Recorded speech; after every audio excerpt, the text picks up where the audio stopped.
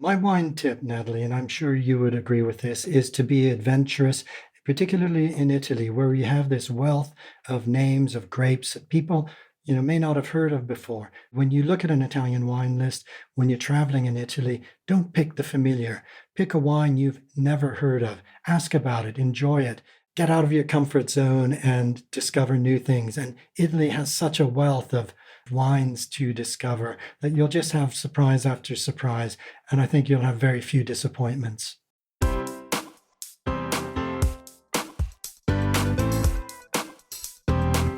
Do you have a thirst to learn about wine? Do you love stories about wonderfully obsessive people, hauntingly beautiful places, and amusingly awkward social situations? Well, that's the blend here on the Unreserved Wine Talk podcast. I'm your host, Natalie McLean, and each week I share with you unfiltered conversations with celebrities in the wine world, as well as confessions from my own tipsy journey as I write my third book on this subject. I'm so glad you're here. Now pass me that bottle, please, and let's get started. Welcome to episode 288. What is a heroic wine? Which emerging trends will shape the taste of Italian wine in the next decade? And how has Italian art and architecture directly influenced its wines? In today's episode, you'll hear the stories and tips that answer those questions in part 2 of our chat with Marc Millon, author of Italy in a Wineglass, the story of Italy through its wines. You don't need to have listened to part 1 from last week first, but if you missed it, go back and have a listen after you finish this one. 3 of you are going to win a copy of Marc's terrific new book, Italy in a Wineglass. All you have to do is email me at natalie@nataliemclean.com and let me know you'd like to win a copy. I'll choose 3 people randomly from those who contact me. If you haven't won a book yet, now's your chance, and keep listening as my goal is to offer lots more books and other prizes with every episode. You can qualify no matter where you live. Recently, I've started speaking about wildfires and wine on CTV News. Wildfire season has already begun and it's hit Alberta and British Columbia hard. Last year, wildfires were also really hard on BC's wine country. So what do the wildfires mean for Canada's wine industry this year and going forward? That's ultimately the issue we address in our interview.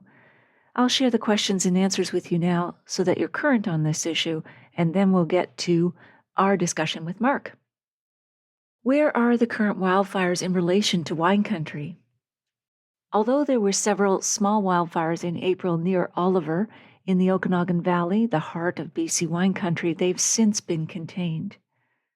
The current wildfires, as of early June 2024, near Fort Nelson are about 1,400 kilometers away. However, given the current dry conditions, those in wine country are bracing for wildfires that could be worse than last year. Why have the wildfires started so early this year, and how is the weather in general affecting the vineyards? The wildfires started earlier than usual due to an unusually dry winter, which is also the warmest on record in Canada, with significantly less snowpack and underlying drought conditions.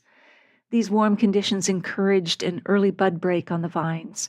Then the region experienced a severe frost in January, which killed the buds, and 97% of the crop this year.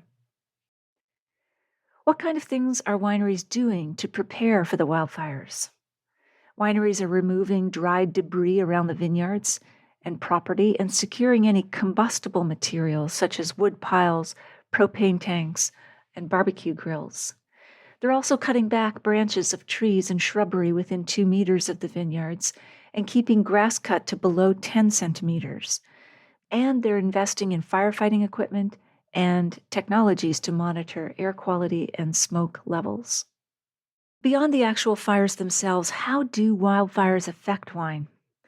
The primary issue with wildfires affecting wine is smoke taint, which gives them an ashtray aroma. Not pleasant. But not only is this unpleasant, it's also completely different from the attractive smoky aromas that can come from oak aging.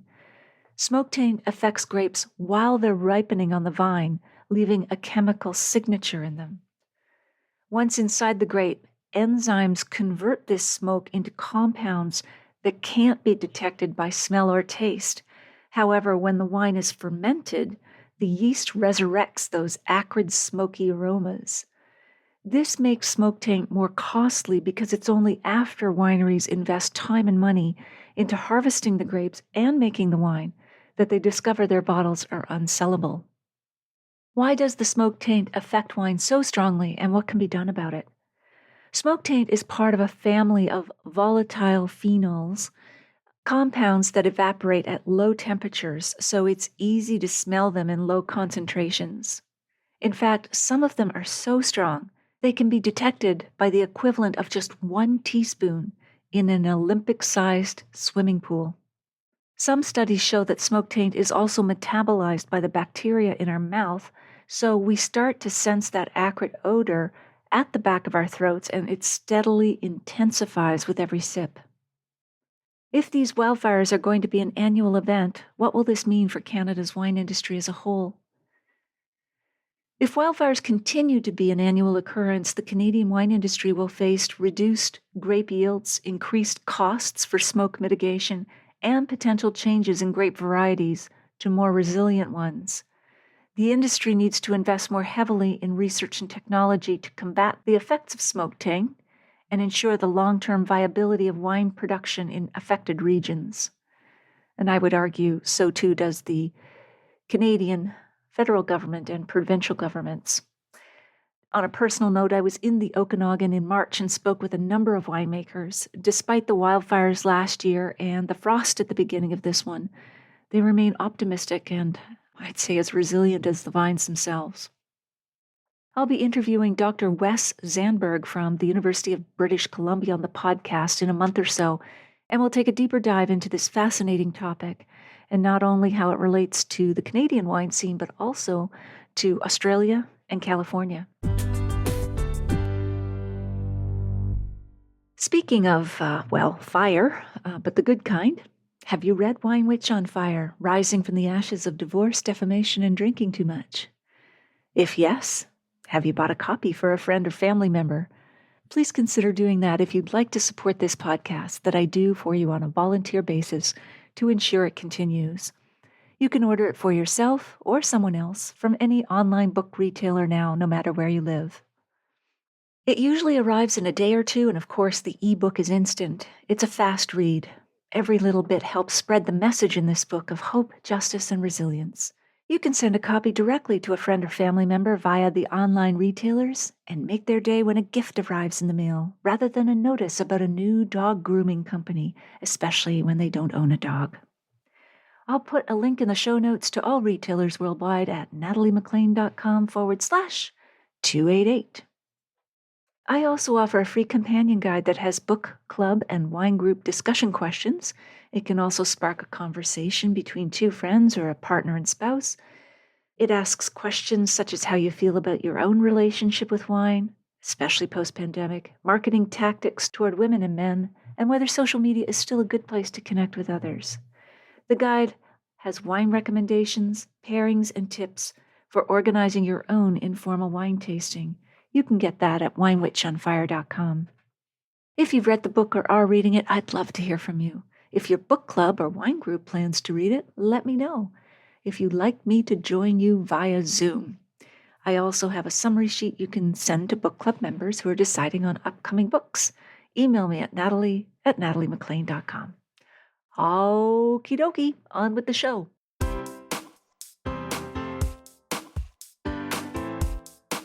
Can you talk about a specific historical figure in Italy whose wine legacy impacts us today? Well, I think I would talk about much more recent. I would say that the wine producer who's had perhaps the most biggest impact on wine today would be Marchesi Antinori. You'll be very familiar with the wines of Antinori, but he was a revolutionary. He was a revolutionary when he decided in the 60s that to make great wine, he had to make great changes.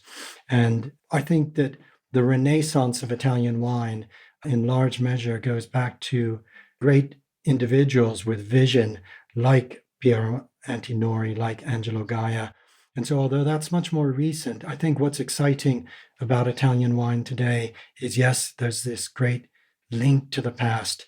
The Antinori family go back 800 years as wine producers. They weren't just resting on that history as wine producers. They're still innovating, still producing, making exciting new discoveries. And it was that determination that Italian wine should not just be good, Italian wine should be great again as it once was, that Marchesi Piero brought to Italian wine. And I think that really went across the board in every single region.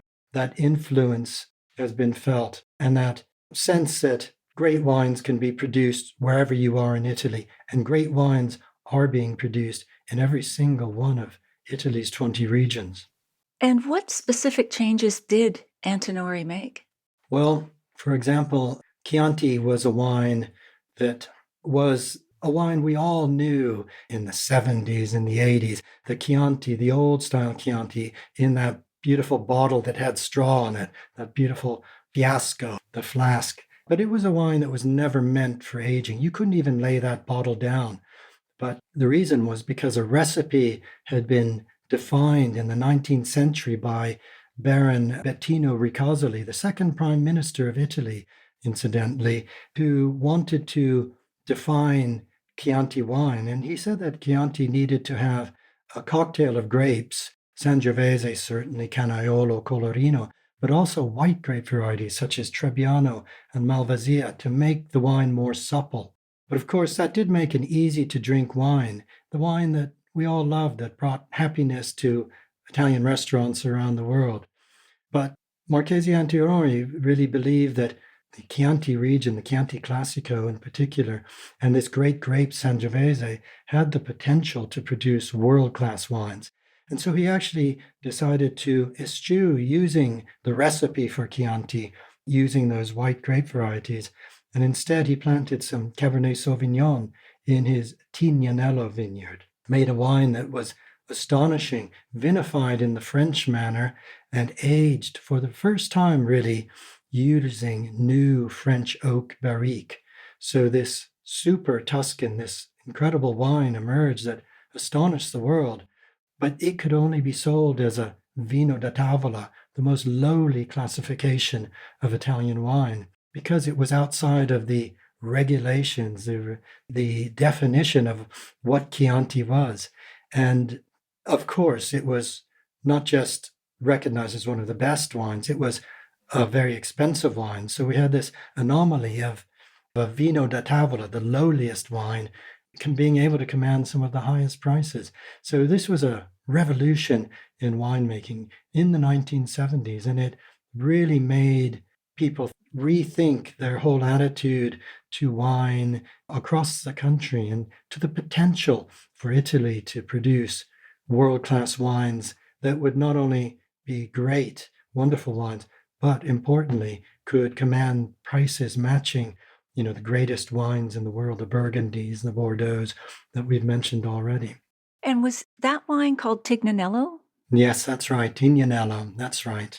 Okay, because I know there's another super Tuscan called Sassicaia that got its own denomination, DOC, later, and also bucked the system, perhaps in Antinori's wake. Actually, not in Antinori's wake. The Sassicaia comes from the Tenuto San Guido, which was his uncle. And that's a Cabernet-based, primarily Cabernet wine that was grown on the Tuscan seaboard. And it was Marchesi Piero who encouraged his uncle to produce this Cabernet-based Super Tuscan, which you're right, absolutely. I think it's the only wine in Italy that has its own DOC, Bolgheri Sassicaia. That is amazing. And it reminds me of designers in Italy, France, and so on, who lead with perhaps these beautiful outfits you see on the runways during Fashion Week that few people could afford or even would wear because they're so outrageous, but they're gorgeous. But then they set the price for everything else, all of the next tier fashions or the purses or the perfumes that people actually buy, but you've got that benchmark leading the way, I don't know, for lack of a better metaphor, the snowplow in front that's saying, okay, here's the top tier, and then everything can file in thereafter, that sort of new greatness. I think that that's exactly what happened. I think you're right. And it did really lead the way. And it raised all of the wines, not just the wines selling for really top prices, but it raised the quality standard as well. This sense that, Italian wine, the determination of small growers to strive for quality, to reduce yields, to plant on the more difficult to cultivate hillsides, for example. So you're absolutely right. I love that analogy. Great, it's yours. You discussed the influence of Venetian merchants on the wine trade. How did this influence alter wine production standards in Italy during that period? Well, that's an interesting question as well. Of course, Venice was a maritime republic, so it didn't really initially look inland. It had colonies all across the Eastern Mediterranean. And these colonies were areas where wines were being produced. In particular, one area, one port called Monemvasia. And the wines from Monemvasia were brought back to Venice, and they were particularly favored. They were made in the passito style by drying the grapes to make a raisin wine, so not from fresh grapes, to make this rich dessert raisin wine, which was not only a luscious sweet wine that people came to love, but also very, very importantly, it was a navigable wine. It was robust enough to be able to withstand transport by sea. The Monemvasia eventually it had a number of different names by the time it got to Venice, but it eventually came to be called Malvasia. And so the production moved. Monemvasia wasn't large enough, and it moved to Crete, the Malvasia di Candia. So this was a source of wines. But once the Ottoman Turks took the Eastern Mediterranean colonies from Venice, Venice had to turn in, and it developed its own Venice terra firma, the inland Veneto region that we now know. And these wines began to be produced on the mainland. Same style, but not always the same grape, which is why Malvasia today, there are a number of Malvasias produced all around Italy, but also in other countries as far away as the Portuguese island of Madeira. Malmsey, for example, would be from a Malvasia. But you can kind of think of it, Natalie, as a brand. Malvasia became a brand, a style of wine, and it was the Venetians that really made that brand so in demand. Now, is this the same grape that I think of as Malvasia and I just mispronouncing it? Yes, that's right. I think it can have different pronunciations. I don't think you're wrong, but it depends on where you are. That's very gracious of you. Okay. I'm okay to be corrected, but just, for those listening who may have heard of Malvasia as well, but we're talking about the same grape in Malvasia. I'll let you say that. And in your chapter about Barolo, how do you think the royal fascination with this wine shaped its global perception? Of course, it's up in Piedmont. It tends to be very expensive. It has a lot of tannin. It ages a long time. But what was the royal influence? Well, that's interesting too. That's an interesting story. Piedmont was part of what was called the Kingdom of Sardinia. Now, we think the Kingdom of Sardinia might refer to the island of Sardinia, not much else. In fact, the Kingdom of Sardinia was all of the northwest of Italy, so where Piedmont is, Valle d'Aosta, but also over the Alps into what is now France, what is now the French Savoie, and the family was the Savoia.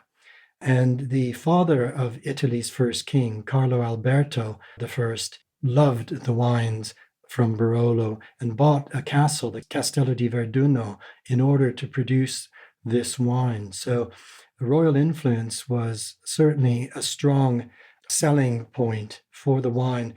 But it's also interesting that the actual style of Barolo, the wine that we could recognize and enjoy now, developed and evolved during this period. And that was in part through the efforts of Count Camillo Benso di Cavour, who was to become Italy's first prime minister. He had another castle, a Castello di Grinzane, again in the heart of the Barolo wine area. Now, Barolo is made from the Nebbiolo grape, which is a difficult grape.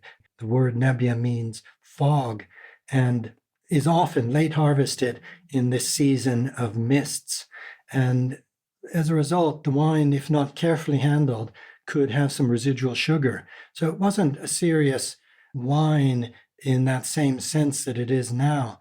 But Cavour brought in a French enologist, French winemaking techniques, and found that through long maceration on the skins, we would get the extract, the tannins, and the power that we associate with Barolo today. So modern Barolo really began in the 19th century with the royal family and with the first prime minister. So it's really directly linked to the story of Italy.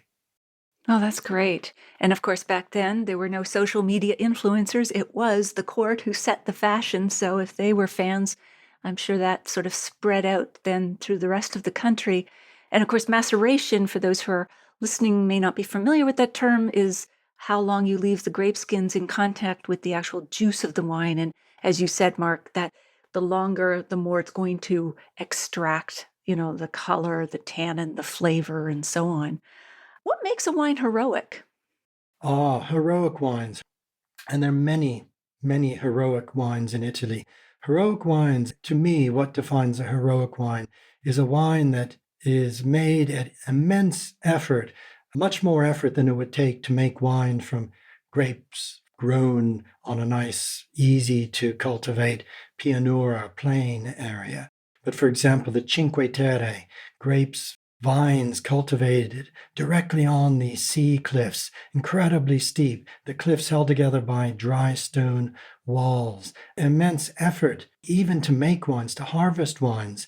The Cinque Terre wines are heroic. They're not necessarily able to command the prices that the effort required, really should reward those producers.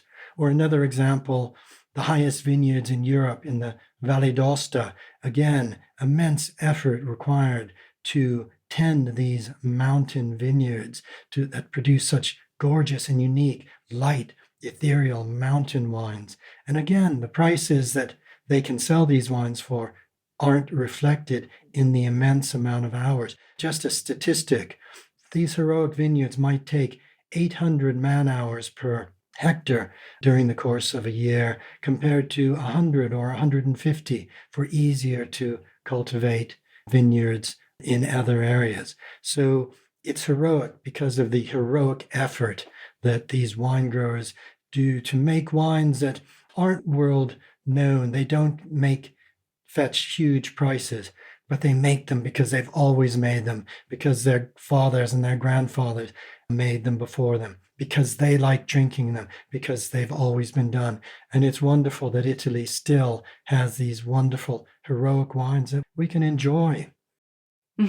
Absolutely. Again, what you're talking about just makes me think of so many parallels inside and outside the wine industry. But for those of us who are in Ontario, heroic wines are definitely our ice wines, picked at -8 degrees Celsius or colder, and pellets, little grapes that have been frozen, have been known to break the presses. But yeah, definitely heroic. We should thank them for their service. So how did World War II reshape vineyard landscapes in Italy? Well, World War II was devastating for the wine country. It was devastating for the whole country. World War II was a disaster in Italy. There were battlefields across the country. We're talking about down in Sicily up to the northeast, the northwest. So the wine country was destroyed. The men were away fighting or serving as partisans later after Mussolini fell. So aftermath of the war, not just the wine country, but the whole economies had to be rebuilt. And wine being such an important element of the economy was part of that story of reconstruction. And some areas, for example, really took that opportunity to almost to reinvent themselves. An area like Friuli, Venezia Giulia. So we're talking about right up in the northeast of the country, with the borders now today previously with Yugoslavia, but now with Slovenia, with Austria, and a source of magnificent varietal, mainly whites, 80% whites, as well as outstanding reds. And, the wine growers took collective decisions to concentrate on quality, to replant with native as well as some international grape varieties, and to sell these wines varietally as an easier way for consumers to understand. And that's an example of how one area rebuilt, but it happened across the country. The vineyards of Barolo that we were just talking about were scenes of terrible fighting between, it really was a civil war between, the partisans and the Italians that were still loyal to Mussolini. So it was a tragic time to have civil war on Italian soil. But afterwards, again, hard times after the war. But belief in the quality of the wine that could be produced was one way that these areas were able to rebuild and recover. And it's just wonderful now that the wines are so well recognized and of such high quality. And people, these wine growers now can benefit from the toil and the effort and the hardship and the tragic times that their grandparents and great parents had to live through. Wow. Yeah. I'm just thinking people who are history buffs and wine buffs are just going to love your book, Marc. And that story itself reminds me of, I don't know who said it, but they talked about French, especially the Champagne vineyards, being watered with the blood of the French, especially during the war, because these pickers were out in the midst of bombing and all kinds of things. It's just amazing what people did to keep the vines going.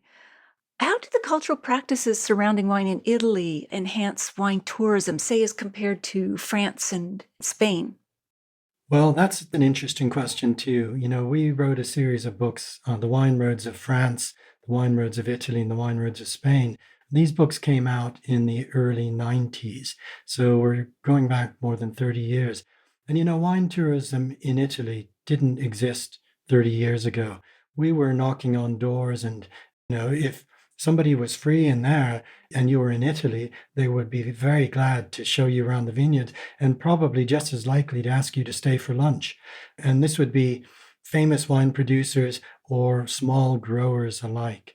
Wine tourism is more recent than it has been in France. The French have always been pretty good at promoting themselves, at selling their wines, and is realizing the importance of people turning up in the farm gate sales of selling wine direct to people driving by. And that's the way a lot of the French have always bought their wines. So in Italy, this tradition of wine tourism is much more recent, but the Italians have really taken to it with both hands now. And wine tourism is a wonderful experience through agriturismo, through places with farmhouse restaurants. And I think it's important to mention as well that Italian wine is above all almost exclusively designed, vinified, made, conceived to be enjoyed with food. So, eating and drinking it's not uniquely Italian, but I think with the Italians, you can't separate the two. And so even if you're just turning up without even making an appointment, you'll be offered some delicious nugget of salami made by somebody just down the road. Or you may be going somewhere that has a wonderful restaurant serving local foods, or even indeed a Michelin star restaurant within that winery. So there are any number of possibilities for wine tourism in Italy, and it's hugely enjoyable, hugely welcoming. And my advice would be for people to really embrace that when you're in Italy and to enjoy this, because it isn't just about single-mindedly learning about wine. You can't divorce yourself from wine and culture and food when you're in Italy. It's a much more holistic experience. Sometimes we can be a little bit too precious about wine, talking about it, analyzing it, dissecting it. In Italy, it's there to be drunk, it's there to be enjoyed, it's there to be shared. Wow, I love that. A holistic approach to life, and especially when you're there in Italy, just soak it all in, everything, including, as you said, the culture. And speaking of that, you relate wine to Italian art and architecture. Can you share maybe an example of how a specific architectural style or art movement directly influenced a wine's either their branding or their production methods? Well, I think Italians, again, are very aware of links with art, going back to the Roman times. And so there are links in branding.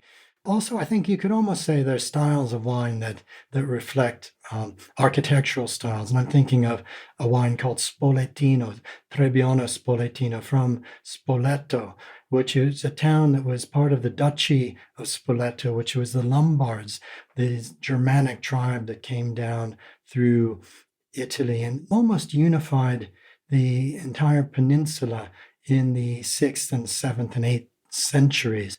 And they had a particular style of architecture that I think almost is reflected in this style of this massive white wine from a great, very few people have had a chance to experience this Trebbiano Spoletino, very rich, very solid. And even the bottles that producers use to bottle this Trebbiano Spoletino reflect that Lombard architecture with deep punts and heavy bottles. And that to me is an example of a link between architecture and wine. Yes. Well, and I've seen, I'm sure you're aware of this, but Dolce and Gabbana, the famous fashion designer of Italy, partners with Donna Fugata, and their labels are works of art. I just absolutely, fortunately, the wine is good too. It's not just about marketing, but I love that partnership and those cross influences. Actually, Donna Fugata have always had strong links with art. You're absolutely right. Their labels are just gorgeous. I love them. And those labels give the exuberance of Sicilian wines. They're such wonderful wines. And I think that's an example of art reflecting the style and the spirit of the winemaker as well. Jose Rallo has this deep love of art and this beautiful, exuberant approach to wines. And there's always, usually, maybe not always, but usually a picture of a woman and her hair is always blowing in the wind. And I love Donna Fugata. I will probably butcher this, but fugitive woman or woman on the run. I put her in my own book, Wine Witch on Fire, because I just love the backstory as well. So it just has such resonance all around. Speaking of Sicily, you touch on the mafia's influence on the Italian wine industry. What can you tell us about that without having to go into hiding? What are the surprising things that may have happened as a result of the mafia's involvement? Well, the mafia has been involved in just about any form of nefarious activity, not just Sicily, around the world. But in recent years and decades, they have concentrated in infiltrating Italy's great patrimony of not just wine, but these wonderful, protected food products, making counterfeit products and counterfeit wines. And, wine has been something that's been subject to counterfeit since the earliest days. I'm sure in the Roman era, there were counterfeit Falerno wines, this Falernum, this famous Grand Cru of the Roman Empire. And, you can call a wine anything you want when you put it in a bottle if you fake the label. So there have been huge, examples of that and examples of extortion on vineyards and of ways to get money from the EU subsidies. But the positive story here is that convicted mafiosi have their lands confiscated, and laws have been passed that allow cooperatives, social enterprise cooperatives that bring good to society to use and make use of those lands.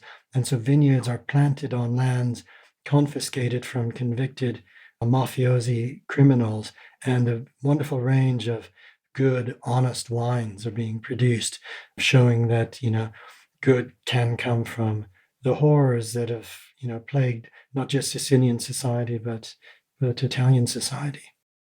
That's great. Oh my gosh, time is flying here. So, what kind of emerging trends do you see in Italian wine that will shape the next decade? Well, we've already mentioned climate change, and I don't think that we can, deny, the impact that is having on Italian wines, the challenging it's presenting. But I think one of the trends as a result is that we're seeing that organic and sustainable and biodynamic viticulture is one way that vines are more able to cope with these unpredictable climate variations, these great swings in temperature, the droughts that vineyards are experiencing, the huge, massive rain bombs that fall rather than the normal rain we used to get. But vines are resilient, and especially when cultivated organically and biodynamically. So that's a very positive development. I think we're going to see more wines produced in a more natural style. Natural wines being this all-inclusive term that I know you've discussed at times, when we're talking about wines with lower levels of sulfites, of added sulfites, and with skin contact styles of wines as well. So we're, in a way, the future of Italian wines goes back in some sense to the past, to how wines were made even thousands of years ago. Yeah, back to the future. Absolutely. Well, it's like getting off all the drugs and living more naturally.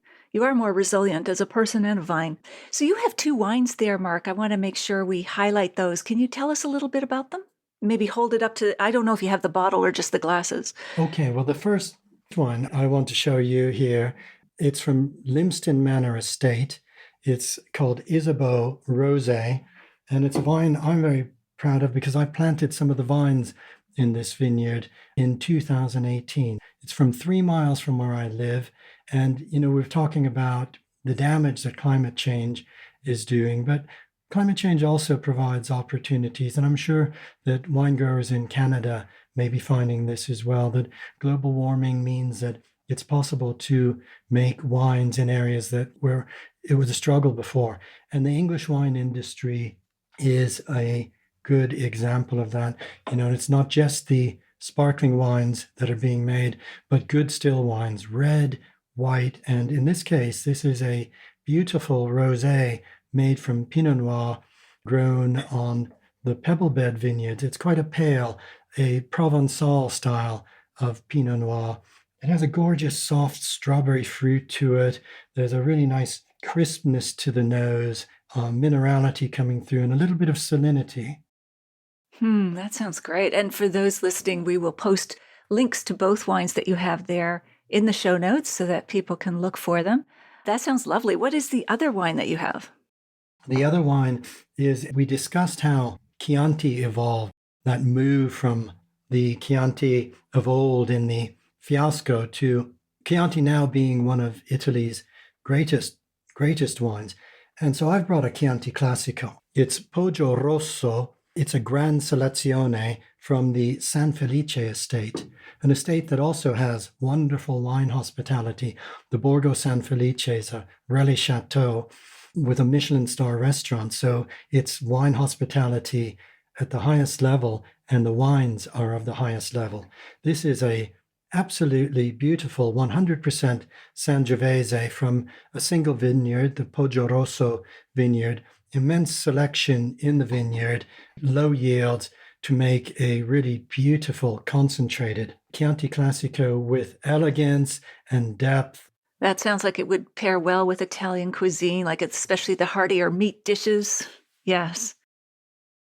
Yes. What I love about the San Felice Chiantis is the freshness. It's 400 meters above sea level, so quite a high vineyard. And even with these heat wave summers we've been having, these beautiful, elegant wines with a freshness and an acidity are produced. They're not big blockbusters. They're really beautiful and well balanced. That sounds marvelous. And again, we'll put a link in the show notes. So we're going to have to go into the lightning round to wrap this up because the time has flown. A great conversation. If you could share a bottle of wine with any person outside the wine world, living or dead, who would that be? And which wine would you open? It would be Pliny the Elder, that great historian that I mentioned, the Roman historian who was standing in his villa in Miseno in AD 79, watching in horror when Vesuvius erupted and buried the cities of Pompeii and Herculaneum. I would love to share a wine with him, probably from the Campi Flegrei, the Phlegraean fields. Fields of fire.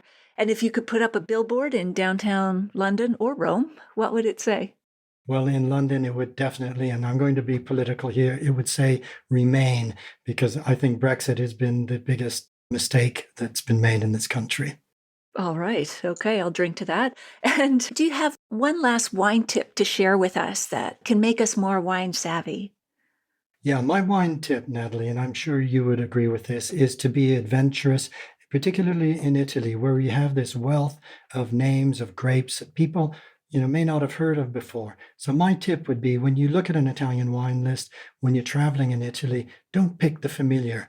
Pick a wine you've never heard of. Ask about it, enjoy it, and really, discover new things. So get out of your comfort zone and discover new things. And Italy has such a wealth of wines to discover that you'll just have surprise after surprise. And I think you'll have very few disappointments. I love that. As we wrap up, is there anything we haven't mentioned, Mark, that you'd like to say now? Oh, Natalie, I've really loved talking to you. You've asked me some questions that have made me think. And I just know your own love of wine and your own curiosity in discovering. So I've really loved our conversation. And I think we've covered a lot of ground. So thank you. I have too, Mark. And if you have your book there, please hold it up. Remind us of the title, Italy in a Wine Glass, and the subtitle. Italy in a Wine Glass, the story of Italy through its wines. This is the US and Canada cover, and it's coming out on May 28th. Your book is available wherever you get books, whether it's online or in bookstores. As I said, I think if you love wine or you love history or both, you're just going to love Mark's new book. So congratulations on this new effort, Mark. It's a wonderful, wonderful, remarkable achievement. Thank you so much. Thank you so much. I've really enjoyed this. All right. I will say goodbye for now, but I look forward to sharing a glass with you in person next time. Me too. I really look forward to that. Okay. Bye for now, Mark. Bye.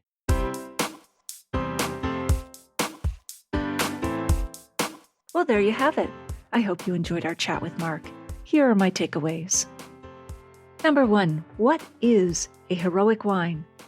Mark defines them as wines made with immense effort from difficult terrains like sea cliffs and high mountain vineyards, so they require heroic effort to make them, and yet they're often not well known. They don't also fetch huge prices, but winemakers make them because they've always made them, and their fathers and grandfathers made them before they did. It's wonderful, he notes, that Italy still has these wonderful heroic wines that we can enjoy. Number 2, which emerging trends will shape the taste of Italian wine in the next decade? Mark sees a greater focus on organic and sustainable viticulture due to climate change. This is one way that the vines are better able to cope with these unpredictable climate variations. He also believes that more wines will be produced in a more natural style, with lower levels of added sulfites and with skin contact. So in a way, the future of Italian wines goes back to thousands of years ago. And number 3, how has Italian art and architecture directly influenced its wines? Mark notes that Italians are very aware of their cultural links with art and architecture going back to Roman times. There are styles of wine that reflect architectural styles. Even the bottles and labels that producers create reflect the architecture and art. For example, the Dolce & Gabbana Donna Fugata labels are gorgeous and exhibit the exuberance of Sicilian wines, art, and architecture. In the show notes, you'll find the full transcript of my conversation with Mark, links to his website and books, the video versions of these conversations on Facebook and YouTube Live, and where you can order my book online now, no matter where you live. You can also find a link to take a free online food and wine pairing class with me called The 5 Wine and Food Pairing Mistakes That Can Ruin Your Dinner. Oh no! And How to Fix Them Forever. Yay! At nataliemclean.com/class. That's all in show notes at nataliemclean.com/288. Email me if you have a sip, tip, question, or would like to win one of 3 copies of Mark's terrific book, Italy in a Wine Glass. I'd also love to hear from you if you've read my book or are in the process of reading it at natalie@nataliemclean.com. If you missed episode 164, go back and take a listen. I chat about southern Italy's wine, food, and flavors with Robert Camuto author of South of Somewhere. I'll share a short clip with you now to whet your appetite. Wine back in the day wasn't something that it is now. It was an accompaniment. It wasn't the star of the table. When you look at southern Italy, there's so many darn flavors there and so much delicious, spicy food and fresh tomatoes, peppers, greens, artichokes. Maybe it's a little more difficult for wine to be the standout star of that. Because the flavors are so intense. There's so much else going on at the table, so much other intensity. Everybody loves Burgundy, but what does one eat in Burgundy? There's some nice Boeuf Bourguignon, there's some nice snails, but it's not the same thing as having pasta with sea urchins and clams and peppers and all the different sauces. They drank it as a food, as a very simple pairing, and did not savor wine to the extent that we do today.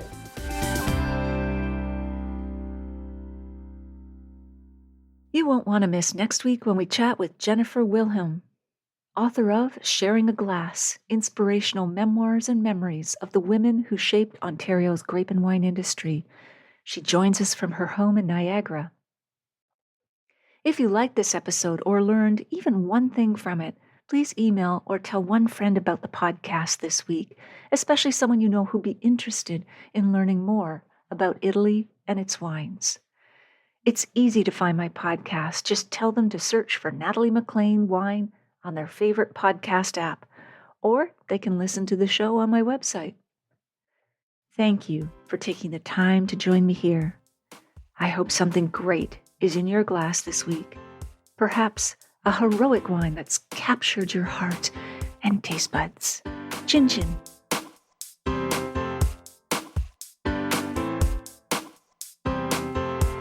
You don't want to miss one juicy episode of this podcast, especially the secret, full-bodied bonus episodes that I don't announce on social media. So, subscribe for free now at nataliemclean.com/subscribe. Meet me here next week. Cheers.